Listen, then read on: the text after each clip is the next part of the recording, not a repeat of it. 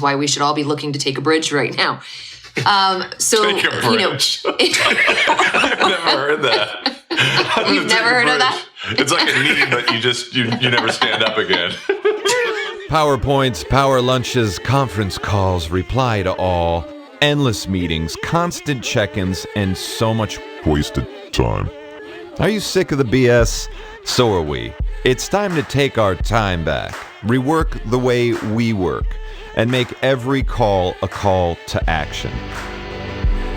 This is a podcast for people who want to stop talking and really start connecting. This is After 12.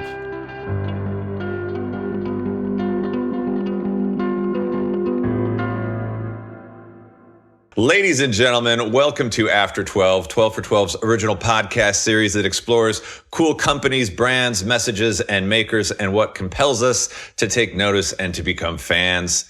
We've got a great show for you today with two of my favorite people on the entire planet. My first guest is an actor, producer, director, and award-winning editor who has worked professionally for nearly 30 years on stage, studio features, indie films, and video games, be it in supporting roles in hit films like The Accountant, American Made, and Night School, or in leading roles in The Signal, Synchronicity, and I Trapped the Devil. He is a scene stealer with serious sex appeal. And my second guest knows this all too well. As his wife and mother to their dogs, which he carried to full term, so I read, she is a brilliant actress and director known for her work on HBO's The Outsider, Audience Network's Mr. Mercedes, and Netflix Ozark. When she and her husband are not on camera or behind it for personal and professional reasons, they are also the co-founders and instructors at Atlanta's acclaimed on-camera acting school, Drama Inc. Ladies and gentlemen of the internet, please give a warm welcome to Scott Poythress and Claire Bronson. Woohoo! Thank you, Adam. For like 2 minutes. 2 minutes. Welcome to imdb.com. Both of you guys have Thank you. That was a very sweet, wonderful introduction. Yes, it was. Thank you for writing that for me, by the way, Scott. Yeah, no problem. I like Avenir Next. I don't know if the font, I know you're a Verdana guy.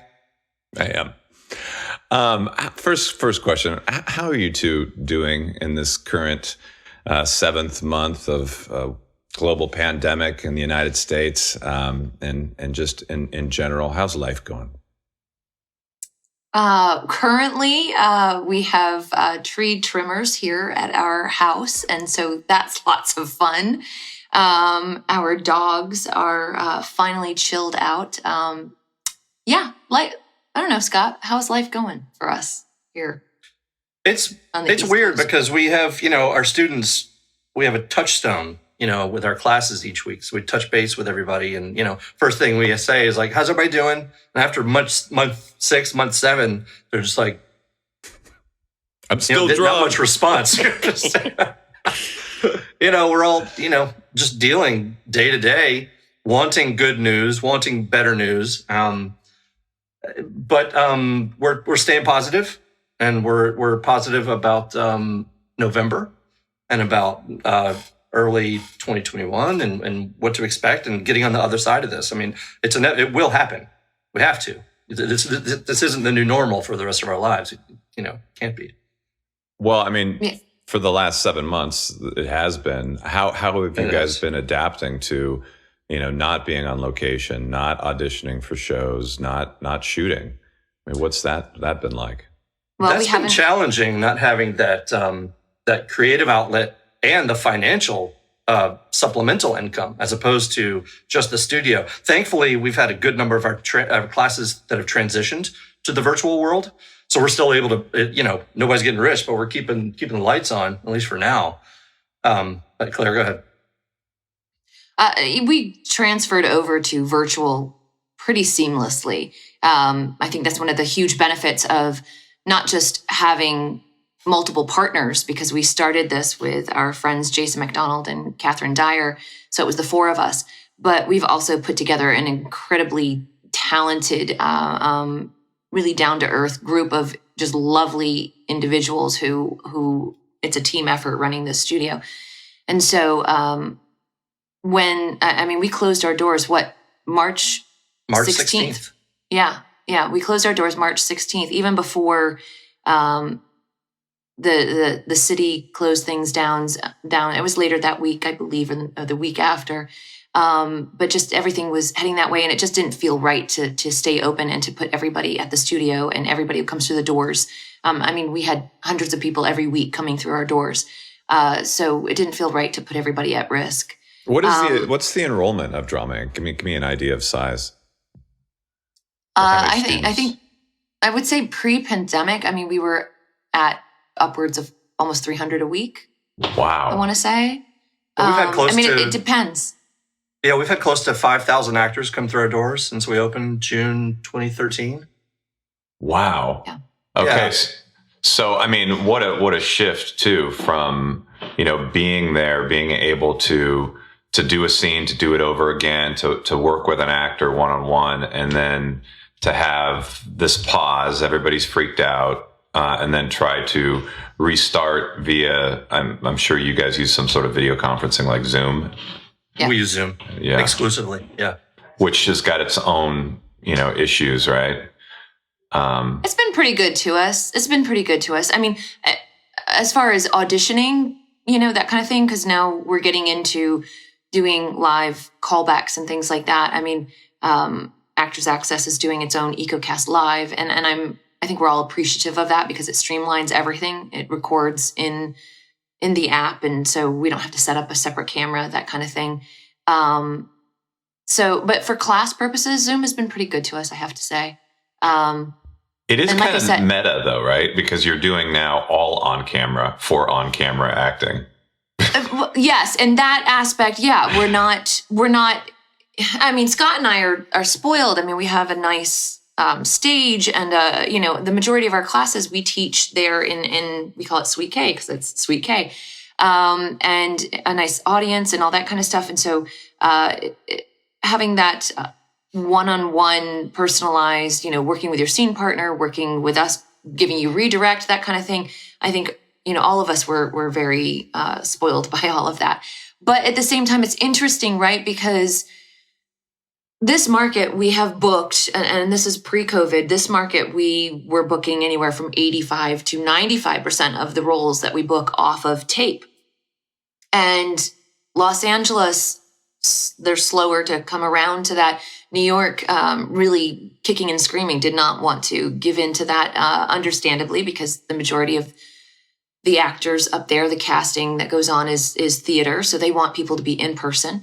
Mm-hmm. But now here comes COVID, and everybody is now having to do self-tapes and virtual casting.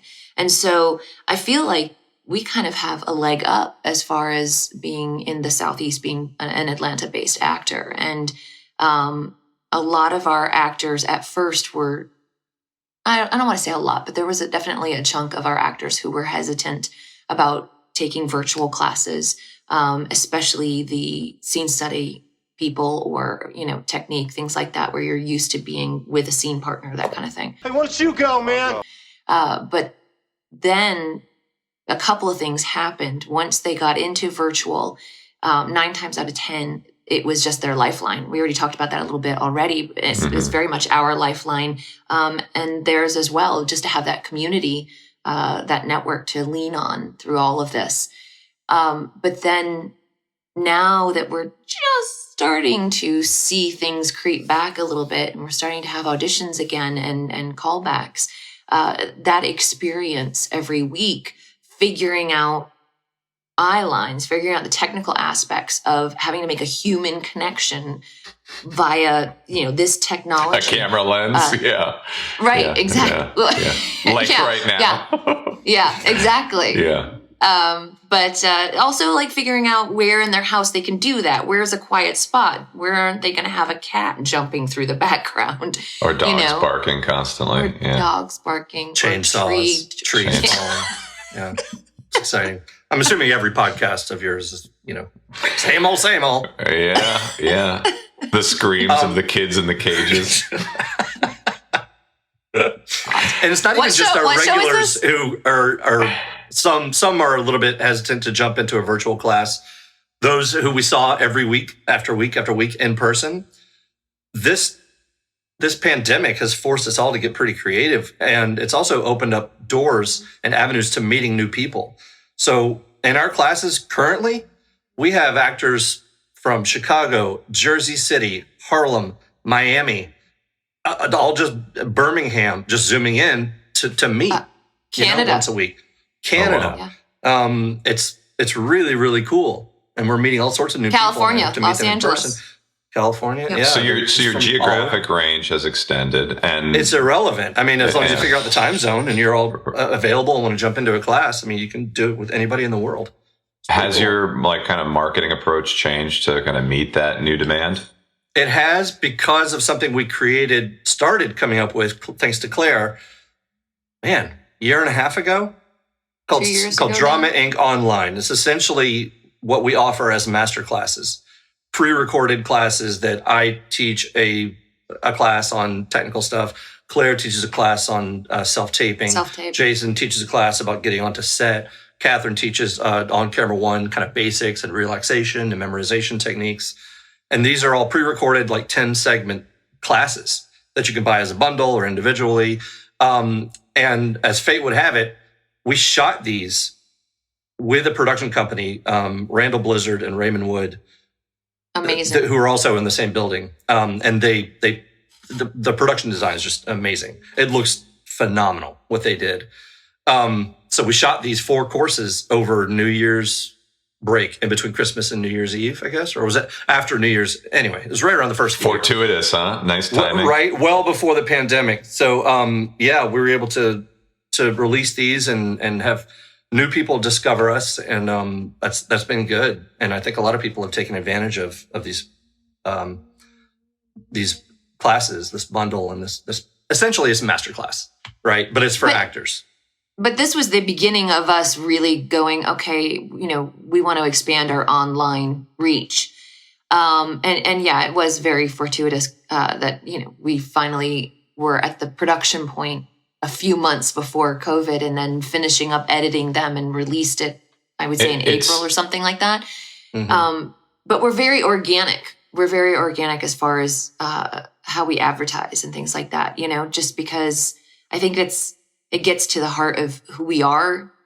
We've always said that our brand is, about education and about community and about raising the bar for everybody versus, hey, come get your 15 minutes of fame. You want to be famous? Here, we've got the tricks for you. We'll guarantee you success in this business. And I imagine, Scott's been eating Peliquin and bats for years, so knowing that viruses would probably be more than likely. Being prepared. He's also It was only a matter of time.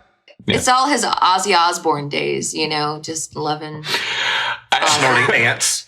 I remember when he used to snort ants. I was like, come on, Ozzy used to do that. Man, I miss those days. I have to imagine, though, the younger actors, right? And I think back, 20, 30 years ago when you guys started, those younger actors are probably in a pole position now because there's so many of them are user-generated content creators anyway. They know the format. They have cameras. They have sound equipment at home. Have you found that this whole kind of pandemic pivot to this next normal of everything shooting in your home is they're having an easier time than your older actor students? Yes, from a technological standpoint. Mm-hmm. As far as like content and whether or not it's watchable and it's something that I would want to watch, that's debatable. I have never downloaded TikTok. I don't know what WhatsApp is, but we have actors and friends who are kind of learning cameras and filming stuff on their own, and they're actually writing some really cool stuff. Because I don't know if it's a generational thing or if it's a passion. Yeah. For being a storyteller. They're not necessarily wanting to just be an influencer or get 2 million followers on Twitter. It's like I don't know. They want to tell a good story. They want to tell a story, and the story is everything. Well, I think we have, Scott and I started talking to our students years ago. I would say probably 2.5 years ago. We were talking to our advanced scene study students. They had been all in class with each other for a couple of years at that point. And doing really amazing work. And I said, look around you, look to your left, look to your right. These are all incredibly talented human beings. These are the people that you should be producing content with. These are, you shouldn't be waiting for the phone to ring, especially with technology and all of your pooled talents. Make use of this. And so they really did take us seriously. And we had a film festival that Drama Inc. was working with in unison called Film Connect. And at the end of the year last year, I think we had our first screening, and a few of them had their first projects, their first short films that they had either written or written and acted in, or written and acted and directed, and so, yeah, we were incredibly proud of them. So they were already kind of formulating these bonds and these production companies. And that's just some of, we've got other students that have full on production companies these days. And so they were already in a good position when all of this started to happen. So I would say COVID is just going to continue to shape. And yeah, a lot of our students are now figuring out even more why wait when the industry is now dictating that you have to have some sort of setup in your house anyways. Why not just start to tell your own stories? Well, yeah, and maker-generated stories are so much more impactful. I think, it's like I always think of Sylvester Stallone and how he got his start, and writing the story he wanted to produce and star in, and the Italian Stallion. The Italian Stallion, which I it's a mnemonic thing. Every time I think of him, I think of your body. But I've never seen the Italian Stallion. I think I've avoided it. But I did hear a great story about the dog that he rescued, and he ended up having to get rid of it because he couldn't take care of it. And then I think he sold Rocky, and obviously he got nominated, right? Or no, won. Right. He won. Yeah, won Academy Award. Yeah. He went and found the dog and got him back. I love that story. And then he ate it in a training session. Okay, so I'm a jerk, but let me ask you. So you guys are applying this new normal to education as, instructors at Drama Inc. But how is the industry in general dealing with this, right? Are you seeing more casting directors, accepting, auditions via camera? Are you seeing? There are plenty of things that have started in production as of June. The Avatar sequels, Jurassic World Domination, the Elvis show that Tom Hanks was filming when he, so auspiciously got COVID-19 himself. The Witcher, Ozark, which you were in. There's late nights back on Jeopardy. So, slowly it seems like, studios and networks are dipping their feet into the water of this next thing. But what is the long-term implication in your mind, given that, you need to be agile, you need to be, quick to be able to move to a kind of ISO production environment, you know what I mean? Yeah. Honestly, it comes down to, these rules and the science that's coming in, this is a living, breathing thing that's constantly changing. So as long as we're following every rule that's coming down from the head of production down to whatever role we might have on set, as long as we're following their protocol, right now we're essentially insurance liabilities. So if they were to see us posting a picture, I went to the AMC, I went to see Tenet, and I'm in a packed theater, look at us, and no mask, whatever. Or if they just in a picture where, it looks like I'm not taking something seriously, that can be bad news. That can either shut down a production or remove me from it completely. If they saw a picture or something online on social media and I just happened to be on set yesterday, that's going to shut everything down for 2 weeks. And that's not good, As far as industry, your question about auditions, casting directors have relaxed their restrictions or rules as far as auditioning and what you need and that kind of thing. They're allowing you to have a reader via the phone or the computer, that kind of thing. And you know, they want something decent lighting, decent sound, but they're not holding you to the same standards that they were holding you to before COVID. As far as us personally, it's interesting because I've had like a few offers for short films, independent projects, things like that, things I don't normally get to do because I do a lot of television. And so I'm normally either on set or waiting to hear about something, or my dates are being checked, that kind of thing, or I'm already booked for a show. So normally I don't get to do a lot of film and things like that. Like I just got to shoot and produce a short film called Charles Vanderchap. Fun project. I had actually worked with them the end of the year last year. They came to town, and Chris White and his wife Emily Reach, they produced, Chris wrote it. He's the writer, and he directed it as well. But they did a feature film here in Atlanta, in the Atlanta area, in Georgia last year, and so that's how I got to know them. And then they reached out about this short film, and this was probably, I guess, a month and a half ago. Okay. And the first thing we talked about was COVID and how they were really, really concerned with taking it seriously and wanting to kind of set the pace as far as safety and how to do this professionally and to keep everybody healthy. And they did. So what are the politics of dancing on production? Of what? The politics of dancing, or the politics of, I was thinking the song, but what are the protocols now? Oh, okay. Well, that's a good question. Testing. Everybody needs to be tested within 24 hours of getting on set.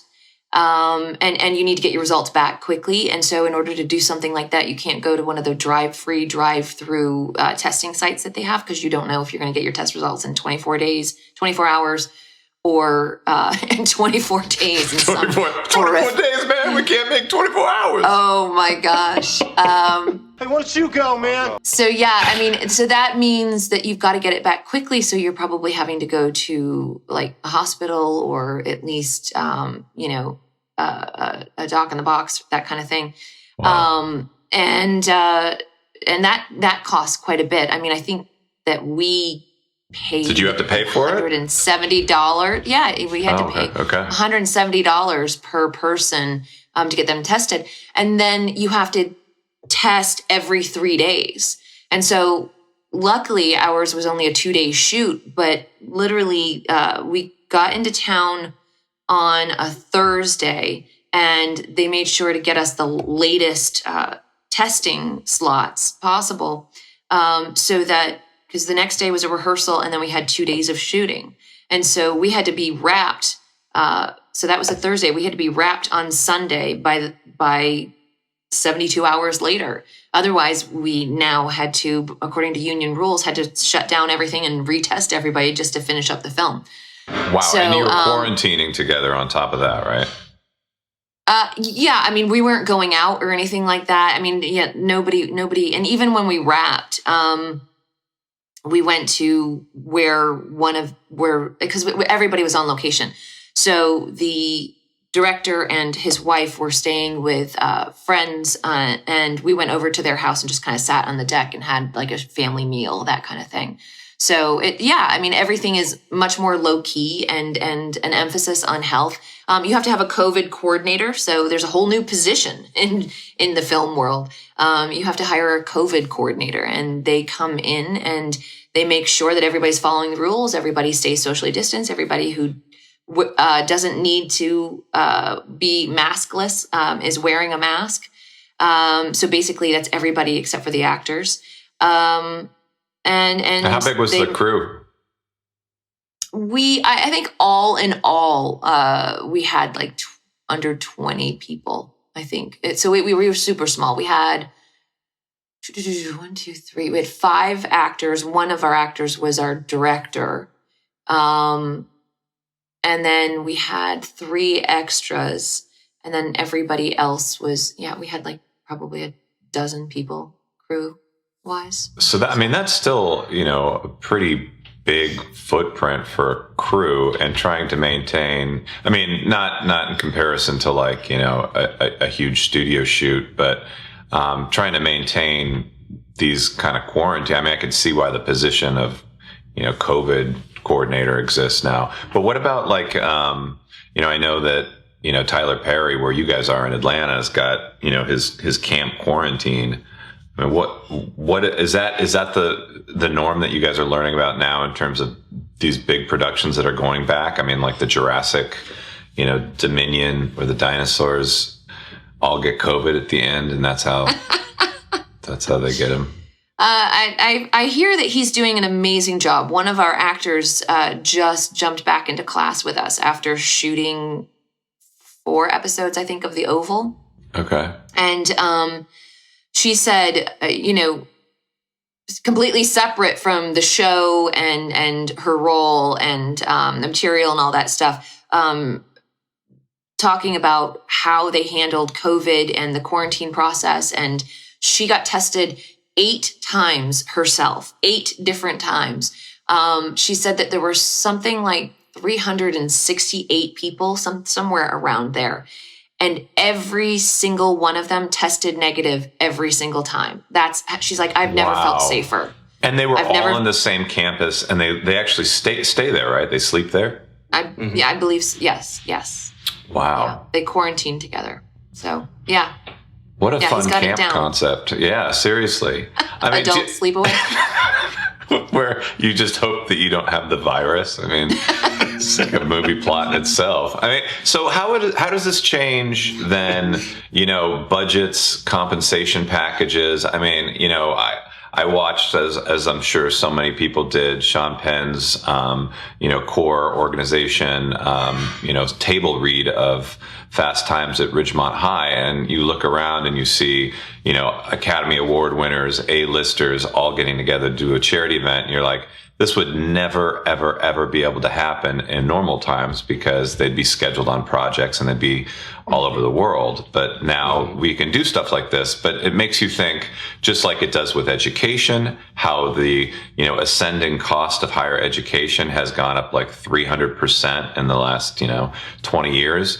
The compensation packages for, studio films for, the starring role positions are, 20 to 30 to 40 million dollars per film. That's kind of crazy money. And yes, you're giving up your anonymity, and yes, you have a lot to do, but do you think this will change, the way things are valued, let's say? As far as budgets and things like that, I know that I think we had to add like 20% just to our short film, just because, for 2 reasons, because of all the testing, the COVID testing, and because of the liability insurance, the extra liability insurance that you need for COVID. And so, that changes exponentially when you're talking about one of those big budget shows. I know that some of our actors have already been hired to be backup actors on productions or commercials or things like that. And so if you are one of the backup actors, they have to pay you. You're on hold those days, and you're prepared to do the role, to swoop in and do the role if something should happen to the actor that is actually doing the role. So yeah, I'm sure all of these things greatly affect their budget. They're not having to fly people in as much, or they're not having to pay as much in travel because they're obviously giving priority to actors that are already based wherever they're shooting. Right. So that's a benefit for us, but then they're also cutting anything that they're cutting all the fat as far as the writing goes. Any small role, I think they're getting rid of next to almost all extras. And then even if you're a co-star, definitely U5s and U10s, if they can get through the story without your role, that's just fine by them. I think we even know one or two people, Tyler Perry, who had recurring roles, smaller roles, but recurring roles, who lost their roles because they just need to keep the bodies down on set and keep everyone as safe as possible. But I mean, for the industry in general, and like in 2019, you guys both worked together, ironically, on the disaster film Greenland, which with Gerard Butler and was it Marina Baccarin? Is that how you pronounce her name?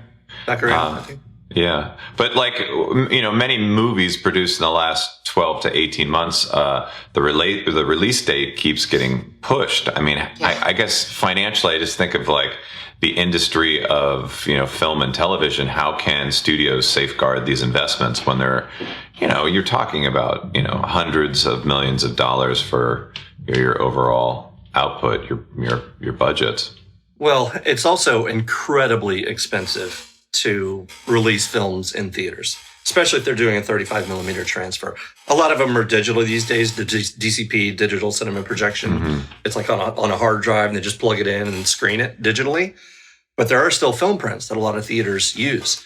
But it's so expensive for a theater to do. I mean, tens upon tens and tens, if not more, millions of dollars to release to theaters that are either closed or only opening slowly to like 25% capacity. So that return on investment is not going to happen until they can get asses in seats, right? And try and make their money back with a theatrical release. I love VOD. I love day and date releases. we have a big TV and I don't have to deal with crowds and COVID or pants or masks or masks. Claire and I can sit and watch a brand new release come out. I hope the theatrical experience doesn't, go away. And I don't think it will. I think it will be, I mean, it's been around for thousands of years, just from, Greek amphitheaters. I mean, people want the communal experience of storytelling and then having that shared event. Well, but you mentioned it's going to be a while before it's back to normal. For sure. Yeah, you mentioned yourself. I mean, going to see Tenet at the AMC theater. I mean, Christopher Nolan was a big blockbuster bet. Every film that he's ever made has been both extremely successful financially and in terms of the acclaim it received for the story. This movie is like, doing okay in Europe, but like is not going to revive the deadness in the theaters. In fact, I think it's slated to be the only thing you can really see in theaters until November. I saw it advertised as the #1 movie. I'm like, it's the only movie, don't you mean? Isn't that what you mean to say? But as you guys are both makers, you're directors and producers, don't you think that, like higher education, there will be calls for smaller budget and more realistic salaries? Not only that, but there's going to be more interesting stories that come out because of this. I hope so.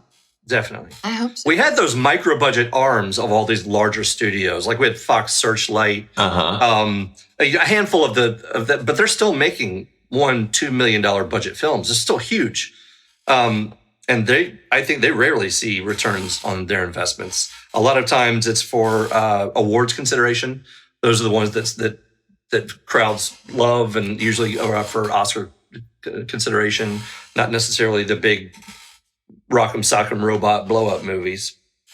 Those are the, $100-200 million budget films that, tentpole, make a ton of movie over the summer in the theater. But no, absolutely. I think you're right. I think they're going to downsize even more. There's no reason not to. You can make a movie for a fraction of the cost of what they spend on making movies these days. Well, I mean, knowing what you guys know, and as like tenured character actors, union members with agents and experience, looking back at this journey and now where you are with, kind of this, pandemic reality that'll last another 12 to 18 months. What advice do you have for actors who want to get involved now, who are kind of like, they've woken up to the reality that like, this is something I've always wanted to do, and going through like, the confluence of COVID-19, the living in the Trump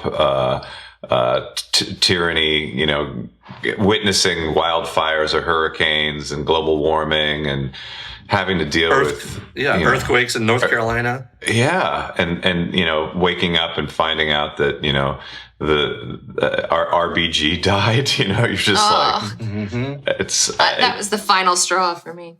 It just keeps piling on, which I think a lot of people are like, okay, what do I want to do to be fulfilled in my life? Because I can't just punch in and punch out anymore. What advice would you give to those young actors? My advice would be training. There's no reason not to be training. Yeah. The first thing that you need to do. Reading. Information is currency in our world. And finding a network, finding a tribe of people, like-minded people who are doing what you want to do. Find a way to be around those people. You can do it virtually. It's, it's easier. We have to look for the silver linings in all of this. I mean, you just mentioned a million reasons why we should all be looking to take a bridge right now. Take a bridge. I've never heard that. You've never heard of that? It's like a knee, but you never stand up again. Take a bridge. I like that. I'm glad I could enlighten your day. No, I think we need to look for the silver linings in this, and a big silver lining is that we have some time to focus on, when we're not trying to figure out how to get our country back or how to pay the rent, there's some quietness, there's some stillness, and there's some time for us to focus on the things that we truly want to focus on. And where do we want to put our energies? Where do we, how do we want to build ourselves back, build our lives back, build our country back? What do we want to be focusing on? And so I think making sure that you're surrounded by like-minded individuals, people that can lift you up, hive mind, can share information. I think that's a big thing that we have in this market in the Southeast. I mean, we don't call ourselves Atlanta actors or Southeast actors. We're actors based in Atlanta. We'll work wherever. But that is one of the things that Atlanta has in spades over the other markets, is that we are a great community, and we would rather work well together for all of us to prosper instead of competing with one another and trying to take each other down. And I think everybody that we work with, everybody that we bring in, comments on that.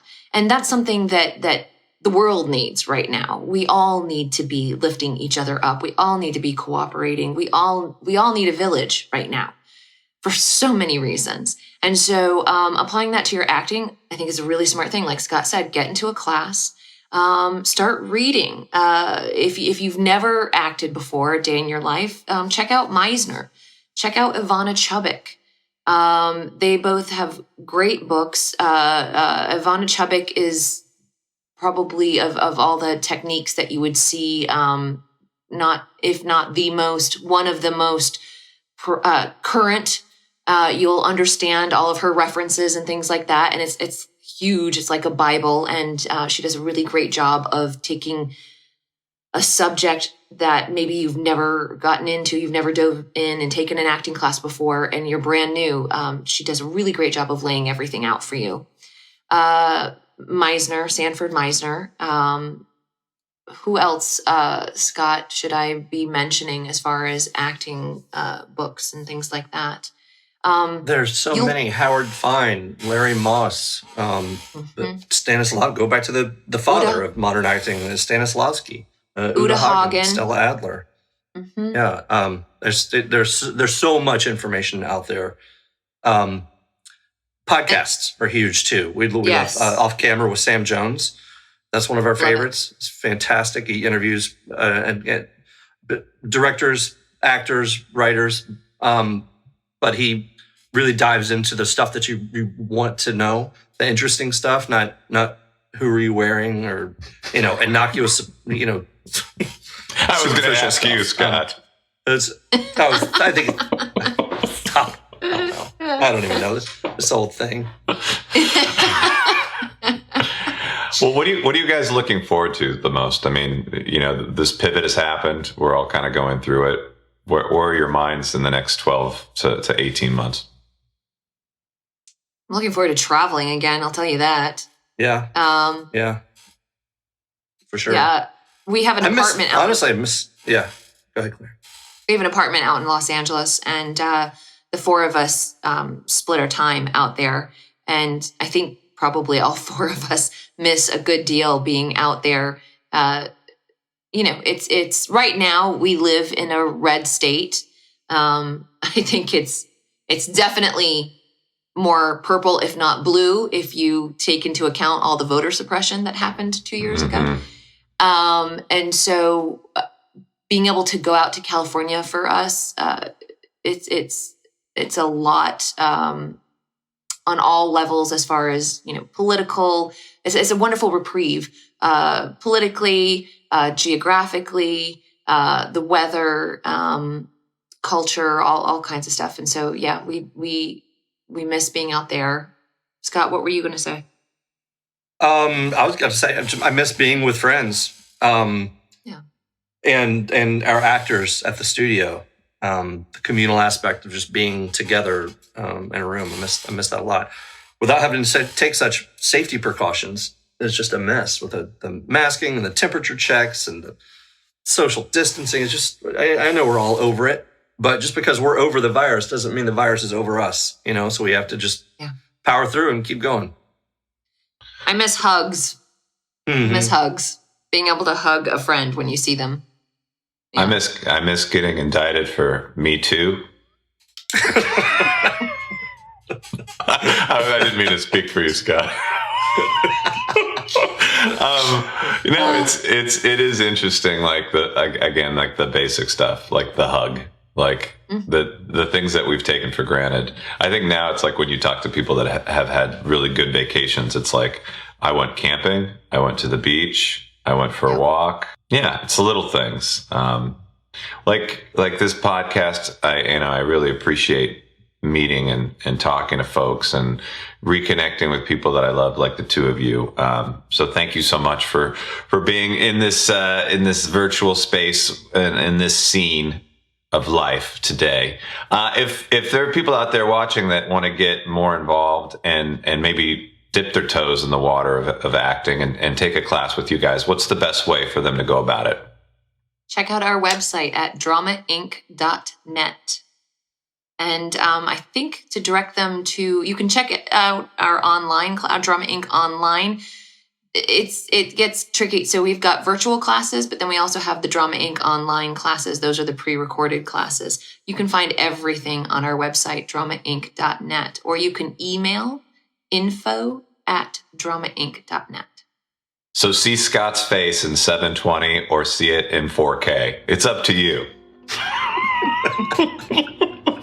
I love you guys. Thank you so much for being on the show. Thank you for having us. Yeah. Absolutely. Anytime.